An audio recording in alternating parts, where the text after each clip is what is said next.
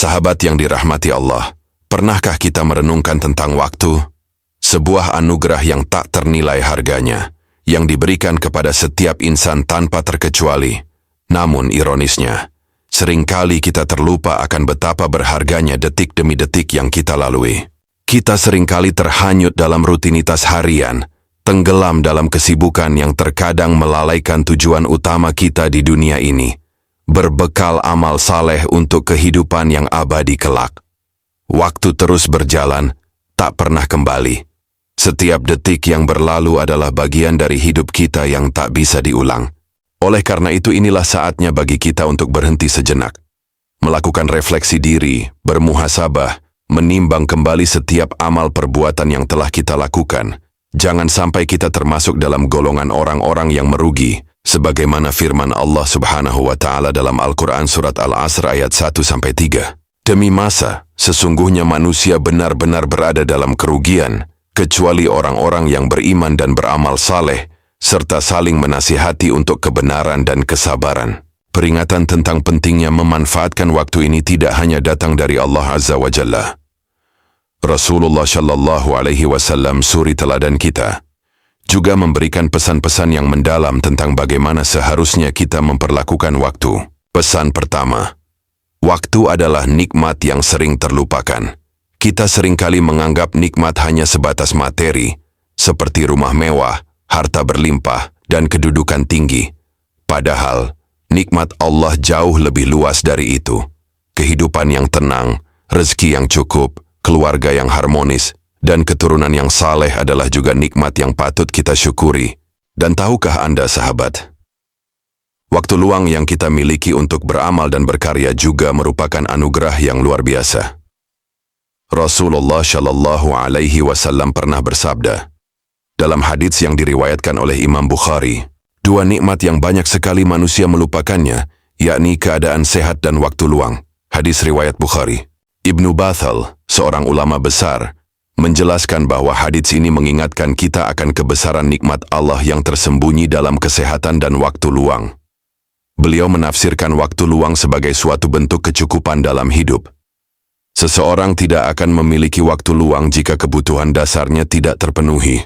Oleh karena itu, barang siapa yang dianugerahi kedua nikmat ini, kesehatan dan waktu luang, hendaklah ia berhati-hati dan memanfaatkannya sebaik mungkin sebelum keduanya hilang. Pesan kedua, manfaatkan 5 kondisi sebelum datang 5 keadaan.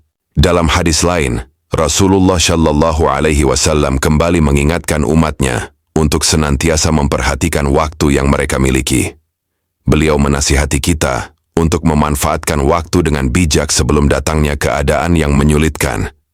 Pesan ini, meskipun disampaikan berabad-abad lalu, tetap relevan hingga hari ini.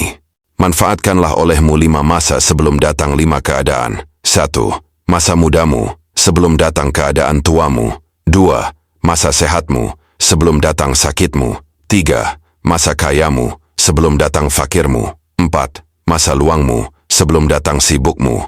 Dan 5. Masa hidupmu sebelum datang matimu. Hadis riwayat Al-Hakim. Al-Muzhiri menjelaskan bahwa kata ightanim dalam hadis ini bermakna, ambillah sesuatu yang berharga ini dan jadikanlah ia sebagai sebuah nikmat. Artinya, bersegeralah melakukan amal saleh di masa muda, saat sehat, ketika memiliki kecukupan harta, di waktu luang, dan selama kita masih hidup. Pesan ketiga, umur adalah amanah yang akan dipertanggungjawabkan. Kita mungkin berpikir bahwa hidup ini hanyalah garis takdir yang sudah ditentukan. Namun sebagai manusia, kita tetap memiliki tanggung jawab untuk berusaha sebaik mungkin dalam menjalani kehidupan ini. Setiap nikmat dan amanah yang Allah berikan, termasuk umur yang kita miliki, akan dimintai pertanggungjawabannya di akhirat kelak. Rasulullah Shallallahu Alaihi Wasallam bersabda dalam hadits yang diriwayatkan oleh Imam Tirmidzi, tidak akan bergerak kedua kaki seorang hamba pada hari kiamat sampai ia ditanya 4 hal. 1. Tentang umur, untuk apa ia menghabiskannya. 2. Tentang ilmu, dalam hal apa ia mengamalkannya. 3. Tentang harta, dari mana ia memperoleh dan kepada siapa ia menginfakkannya. Serta 4.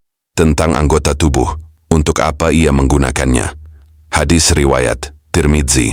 Dr. Marzuq bin Hiyas Az-Zahrani menjelaskan bahwa hadits ini menegaskan bahwa setiap kita akan ditanya tentang bagaimana kita menghabiskan umur kita, mulai dari baligh hingga wafat. Apakah kita lebih banyak melakukan kebaikan atau justru sebaliknya? Selain itu, setiap anggota tubuh kita juga akan dimintai pertanggungjawabannya. Secara khusus, ilmu yang kita miliki akan ditanya apakah kita amalkan untuk mendekatkan diri kepada Allah. Harta yang kita peroleh akan ditanya dari mana kita mendapatkannya dan kemana kita membelanjakannya. Sahabatku, dari ketiga pesan Rasulullah Shallallahu Alaihi Wasallam ini, kita seharusnya mulai menyadari betapa pentingnya mengelola waktu dengan bijak. Jangan sampai kita menjadi orang-orang yang lalai, yang membiarkan waktu berlalu begitu saja tanpa diisi dengan hal-hal yang bermanfaat. Ingatlah, kelak di hari kiamat setiap detik yang kita lalui akan dimintai pertanggungjawabannya. Oleh karena itu, mari kita mulai hari ini, saat ini juga, untuk memanfaatkan setiap waktu yang Allah berikan dengan sebaik-baiknya. Isi hari-hari kita dengan amal saleh, ilmu yang bermanfaat, dan perbuatan baik lainnya. Semoga Allah Subhanahu wa Ta'ala memberikan kita taufik dan hidayah untuk menjadi hambanya yang pandai memanfaatkan waktu. Wallahu a'lam bishawab.